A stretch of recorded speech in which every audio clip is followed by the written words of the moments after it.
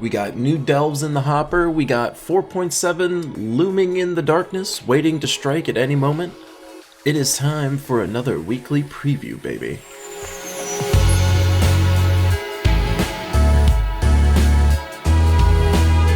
On the PC side of things, in the event keys, we've got Pridelands. Pridelands, the land of burning kitties. It is full of all this fun stuff. It's not really full of all that kind of fun stuff. It's okay. Ubestet's in there. He's basically your kill two people. If you can kill one person, you kill another one for free. He's okay. I wouldn't go crazy trying to open up keys for him, though. Sekma's also in there. Sekma is a skull converter that also does damage. That's also scaling her magic on red matches. So Sekma is actually pretty darn good. So if anyone in here was worth opening up event keys for, I'd say it would be Sekma. Everybody else is basically meh. Nothing too exciting from the event key point of view. In the Glory Shop side of things, we got ourselves a Spell Paw. Spell Paw is this cute little kitty with a staff. Oh, he's going to cast a spell on you. So Spell Paw is basically a converter who's not empowered, but he does start with a Firestorm, so that's okay, I guess. But then he converts all blues to reds, so this is basically Daughter of Ice without the empowered part, but it also gives 27 armor and a barrier to the strongest person on your team. This is a really weird spell. It's not the worst thing on the planet, especially for this event. It's useful to have some kind of converter that's useful. However, the fact that it's targeting the strongest person means it's kind of hard to figure out who this is going to go after. So, not the biggest fan of this spell effect, but the art's super duper cute. Oh, little kitty. So, that's that dude. It's out there. As far as the event this time around, we got a raid boss. We're going to be smacking up some Zools yet again. As far as the team that I'm going to be using, it's going to be this one. So it's using Sekma and Night Slayer. Night Slayer, the new event troop person. This is doing damage to the boss boosted by their life on a 5-to-1. So this isn't awful. So even if you don't ascend this troop at all to scale this part of their damage, the fact that it's going to be doing some kind of boost based on their life means that this is going to have a little more staying power as far as the damage it's going to do to Zool as you run through the event. So, not so awful. The boost ratio isn't the best on the planet, it's 5-to-1, but this will scale its damage at least a decent amount. So, this dude, if you get it up to Mythic, should basically be slaying Zool at any level, I think. I haven't, done any math on this, but the damage output, if you ascend it all the way up, is going to be pretty nutso. Even if you don't, you're going to basically be killing Zool a lot more than you normally would with other event troops, so not the worst thing on the planet. And it's stealthy for some reason, so sure, that's out there. As far as the shop goes, we got a new weapon. The weapon this time around is a Cat's Paw, so this is just doing a mix of green and red based on Pridelands allies. Pridelands teams right now are not really good at all, so unfortunately there's no pure Pridelands team you can put together. It is the Sunspear class kingdom, so of course I love Sunspear, but admittedly I don't really ever see myself building a pure Pridelands team, at least not at the current troop pool that we've got to work with here. Nothing too crazy or exciting from that point of view. But always get the weapon, I recommend it. It's a thing you should do, because you don't want suddenly Pridelands to be amazing, and then you don't have it. As far as the Soulforge, we've got ourselves kind of nothing too crazy this week. Scorpius is in there, so if you feel like getting some explore spam going on, Scorpius is available. Voice of Orpheus would be my other person that I'd consider. Very, very useful Guild Wars and PvP troops since you have access to constant cleansing. So, Voice of Orpheus and Scorpius would be the two that I would say would be worth going for, but admittedly neither of these are a super high priority cast. There's probably nothing in the weapon section, so we don't really need to look too hard. Beastly Bow's in there, so that's kind of fun. The fact that they're... No, not that one, this one. The fact that it's creating a mix based on beasts, we have a beast class. Beasts aren't the worst troops on the planet, so Beastly Bow is actually worth picking up. There's probably it's Rope Dart. Rope Dart, everybody. Get your kids, hide your wife. It's Rope Dart. So, Rope Dart is available in the Soulforge. Obviously, this is the thing that you should be crafting of anything in the Soulforge this week. This is what you need to get if you don't already have it. This is obviously a very annoying weapon to be fighting against on defense, and is a very useful weapon to use on offense. So please make sure you jump into the Soulforge and craft yourself a Rope Dart, otherwise you're going to be clawing out your eyes that you somehow missed it. I would also say Beastly Bow is worth crafting, but if you can craft both, go for it. If you can't craft both, get a Rope Dart. That's my advice to you. And that is all for the regular area. Let's jump on into the spoilers. In the spoilers section, we got ourselves an all-seeing eye faction assault on Tuesday. It's a new delve week, but we got an old delve here. So as far as the delve team that I like to use, it's this one. I'll put the code in the description. You know I got your back. But that's going to be on Tuesday. On Wednesday, the pet that we're going to be going after is Mr. Chimera. Chimera, of course, being the Pridelands place. So it looks like a DS. It's like a little, oh god, what is the name for these things? Chimera? Yeah, it's like a chimera, only it's called Chimera. Haha! Alright, I nailed that. And you get a Pridelands team bonus, so that's fun, I guess. You know, sure. But then on Thursday, we get ourselves a class event for quite possibly the best class that has ever existed. It is the kitty with glaives through its head. It is the Sun Spear. So this class is obviously amazing. From my point of view, it's a PvP champion. It is the absolute best PvP class there is. No one can change my mind. You are all incorrect if you disagree. However, if you are not yet convinced, you freeze an enemy at the start. You're immune to frozen yourself. You entangle somebody at the start. My god, you can start with the Firestorm for no reason, even though you get it by default. You can also submerge people on your teams on 4/5s. You also get bonus red and you get Fireblade. What? All of those things were sick. But then on top of that, you get to create a Firestorm at the start of every turn. Oh my god, every turn? Yes, that's right, every turn, you heard me. So Sunspear is super amazing. I recommend you get it up to level 100. I bet you should do it this Thursday. But then, on Friday, we get a new delve, baby. Let's jump into that delve. For the new delve, we are getting ourselves a Frostfire Keep. Look at it. Look how pure white and eye-blinding this entire background is. Dear Lord. As far as the layout of this place, it's going to look like this. This layout looks kind of interesting. I'm assuming in order to actually get through this, you're going to have to do the first fight in the little section over here at the start, and then you'll have to do maybe 2 fights in the middle, which will allow you to get to the final fight at the end. That's my guess. But the event layout definitely looks kind of cool. Not the ugliest little layout on the planet. You can just imagine you're, running around inside Superman's little home base over there, if you so choose. As far as the new troops that we're getting within this delve, or you're going to be running into, we've got ourselves the Frostfire Wraith. So Frostfire Wraith is basically kind of this stealing life from an enemy, boosted by frozen and burning enemies. So you're going to see this theme throughout. Every single troop in here loves freeze and burning, and they all have mechanics based on it or causing it. It's kind of the thing. But this person is just reducing some skull damage by 65%, so that's kind of cool.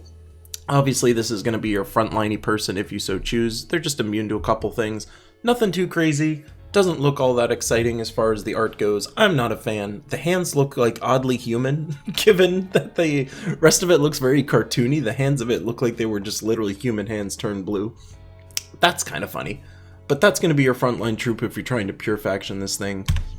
As far as the next one, we've got a Frostfire Witch. So Frostfire Witch is doing damage to an enemy boosted by blue and red gems in the theme of fire and ice.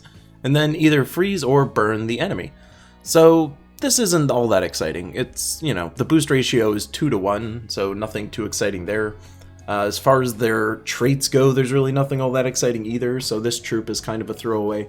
You can just pretend this is Khaleesi. This is like, Ice Khaleesi. It seems to be what they were going after with the art on this one, so that's kind of sweet. And then on the next one, we got ourselves a Frostfire Troll. So this troop is just straight up a mana generator like all other trolls that we've run into in the past. So it's creating a mix of blue and red equal to the amount of blue and red already on the board. So that's okay, I guess. As far as its traits go, it's recovering 3 life at the start of each turn. You also gain 1 life on 4/5s. Admittedly not super amazing. However, as far as like a pure faction team, if you're going to try and run through, this troop will definitely be important to try and get anything running, so definitely worth checking out from that point of view. But then we get to the king himself, the new anime man, top tier, super bae. Oh my god, he's so cool. We got the Frostfire King up in this thing. So he's doing damage in the splash variety to 2 random enemies, and then he burns the first group of people, and then he freezes the second group of people. This is a very weird spell. So the damage output isn't really going to be that high. it is doing it to 2 random enemies, so you can kind of view this as like Infernus in a way. It's kind of like Infernus without doing anything cool after the fact. So as far as the damage output goes, it's going to hit 2 people with splash damage, it's going to burn 2 people, it's going to freeze 2 people. Actually, it looks like it's going to burn 3 people potentially and freeze 3 people potentially. So it looks like whoever got hit with the first splash damage is going to burn, and then whoever gets hit with the second splash damage is going to freeze. So sometimes that might be 2, sometimes it might be 3, depending on where it hits. So that's kind of an interesting mechanic. I believe that's the first time we've ever seen something quite like that happen. We've seen it with like Tian Yi, who will stun everybody that gets hit by the splash damage, but this is a very unique 2-part spell that's doing 2 different debuffs. Definitely a very interesting spell. But this is definitely the most solid damage dealer and like utility troop that exists in here. As far as what else they're doing though, this is the part that gets me more excited outside the delve. So this person is going to actually freeze and burn a random enemy when you match 4 or more gems. So you thought Queen Mab was cool. Check this dude out. This dude is freezing now on every single time you do a 4 or more match, and then he's also burning on top of it. So Queen Mab, you can throw her in the dumpster. This guy is now the king as far as freezing people on 4 or 5 matches is concerned, because he's also burning.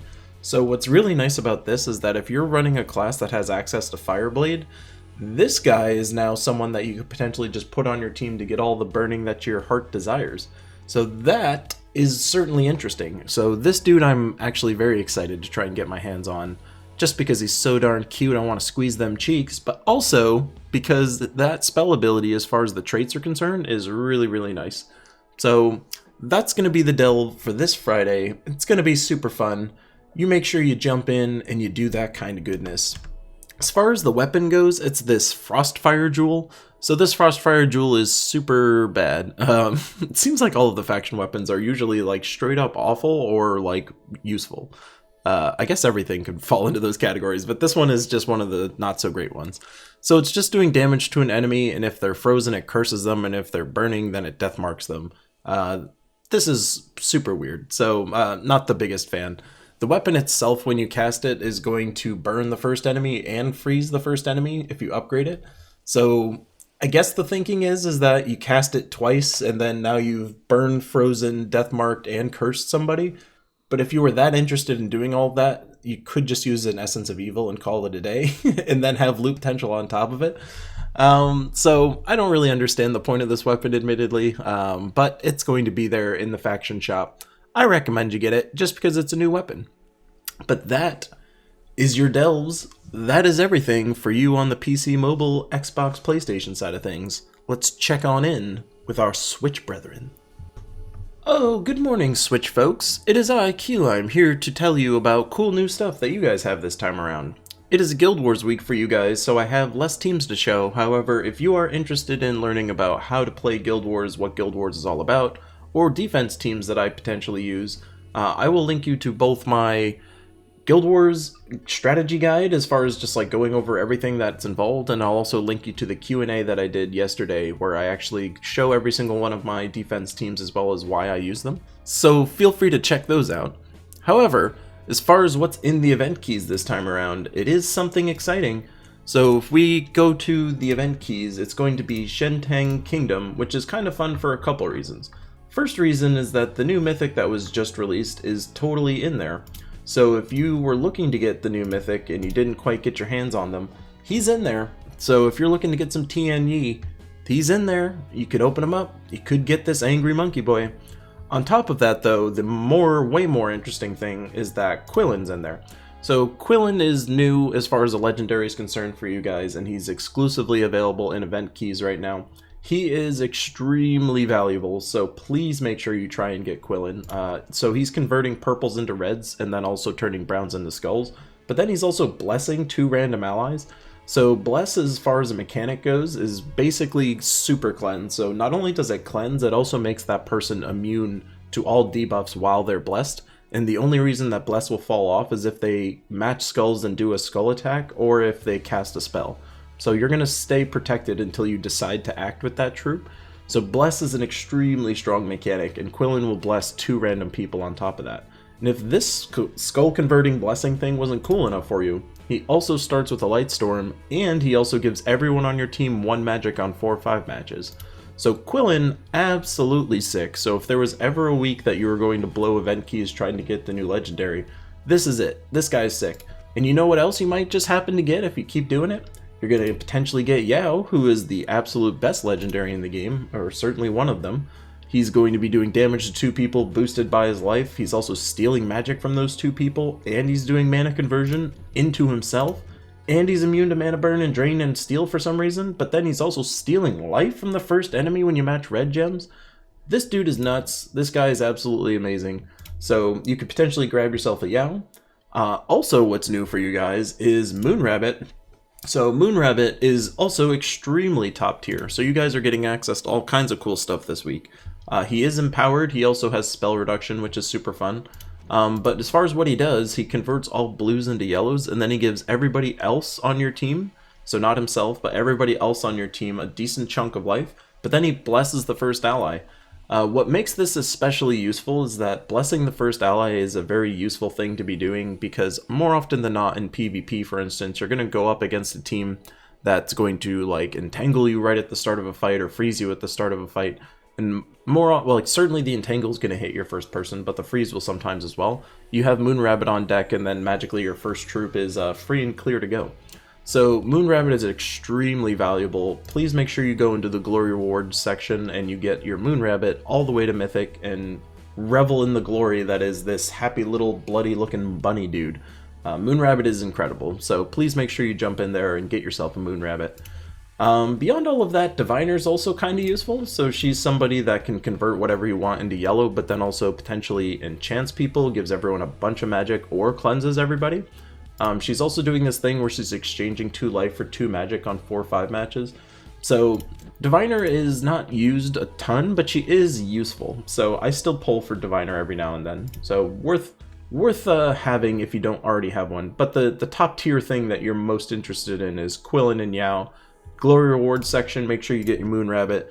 I honestly don't really think you should be chasing TNE, so if you've already pulled a Quillin, a Yao, and a Moonrabbit, and a Diviner, I would leave event keys alone at that point and just, you know, accept that the Monkey Boy isn't really worth having. That's my recommendation.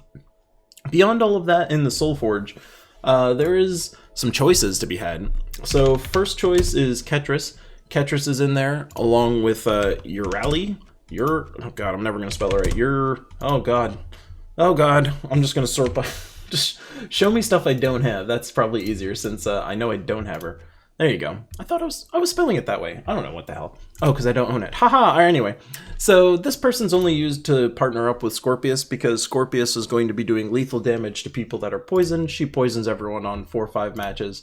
So she's in there. I wouldn't really recommend getting her unless you already have a Scorpius and you seem to really want to complete that combination. That's an option for you. Beyond all of that, we have Worldbreaker. So Worldbreaker is someone that just explodes the board and deals damage to people, sometimes pumps himself some 4 or 5 matches. He's also in there, and then we've also got Megavore in there. So Megavore, of course, eliminating all enemy armor, all of them across all the board. He's also basically doing true damage then on top of that point, and then he submerges himself. He's immune to everything. He potentially just kills people whenever you do a 4 or 5 match. What's kind of fun about him is that he's gaining 2 spell effect for every 1 magic you get. So if you can pump his magic in any capacity, he gets double the benefit as far as the spell's concerned. So that part's also kind of fun. So if you had to craft any of these, honestly, you couldn't really go wrong with, I'd say, almost all of them. So every single one of these mythics is going to have value for you. I would say Ketris is probably the most obvious one. I would say Worldbreaker is probably the next most obvious, then Megavore, then Urali. But honestly, there's not a ton of bad options here, so pretty sweet week for the Soulforge for you guys. But then the other thing in the Soulforge that is super important that you must get your hands on, because I use this weapon all the time, is the Sky Hero weapon. So this is an extremely strong mana generator as far as red mana is concerned. So it destroys a column, and then for every yellow that you hit, you're creating 4 red gems. So you can potentially create like 12 red gems or 16 red gems, or heaven forbid, like, 20 red gems if you happen to catch a ton of yellow in a column. Basically, what's really nice about this weapon is that since it's cutting a column, it doesn't generate mana within that column that you cut. So it's generating mana on a smaller board, if that makes sense. So Its mana generation is incredibly strong. On top of that, if you upgrade it, it does cleanse yourself, which is really nice. It gives mana to everybody on your team, which I guess is fine. It also pokes 2 people, so that is super useful as well. So this weapon is super amazing. I actually have it in my top 10 weapons video if you've ever seen that, so I would strongly recommend you get your hands on that bad boy. But that's everything in the regular section. Let's jump on into them spoilers.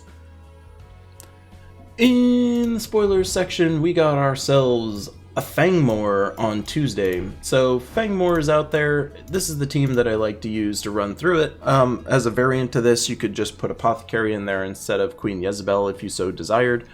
Queen Jezebel will allow you to try and poke at people that are immune to Devour. So feel free to use this if you'd like. You could just put Possess King in place of a Gimlet if you'd like as well.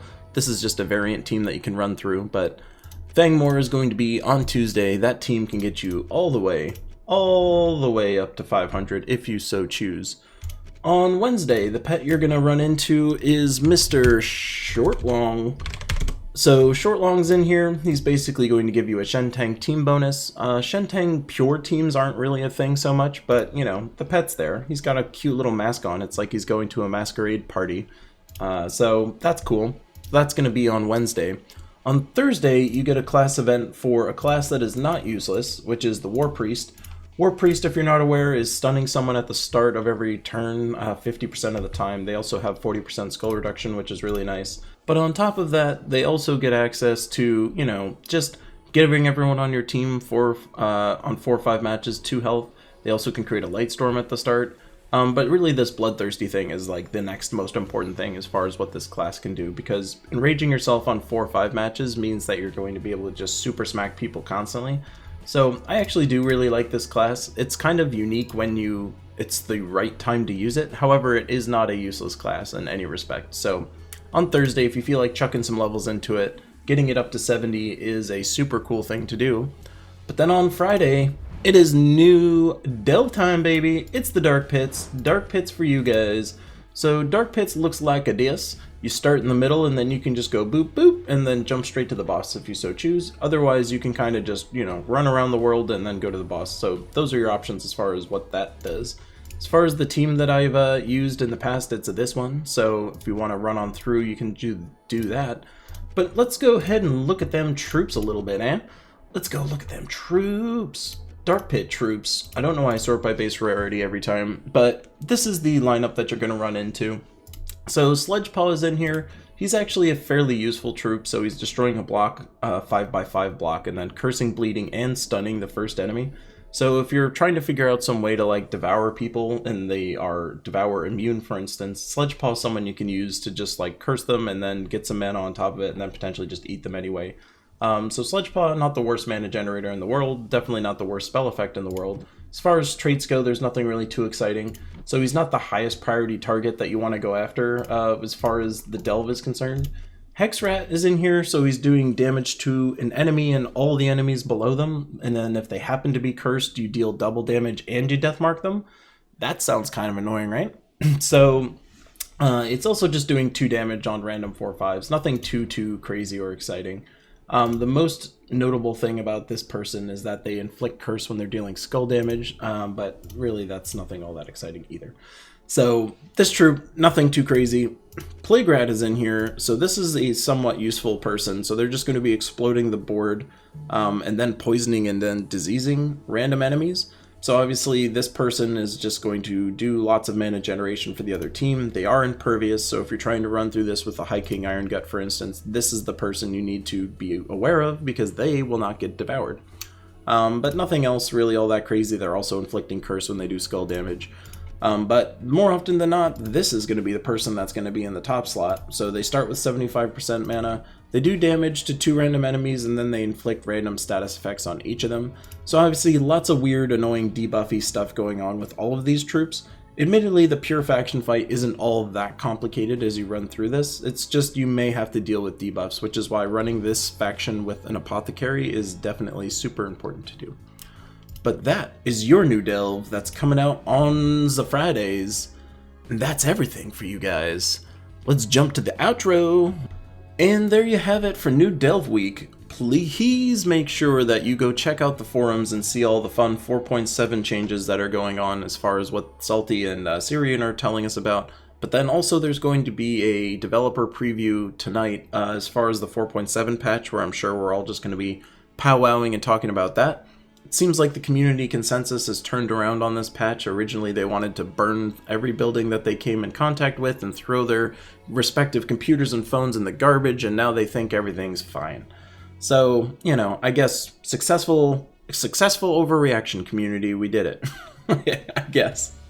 But tune into the stream tonight, you can see what's going on there. I suspect the patch won't be too crazy far away. It feels like we're getting close.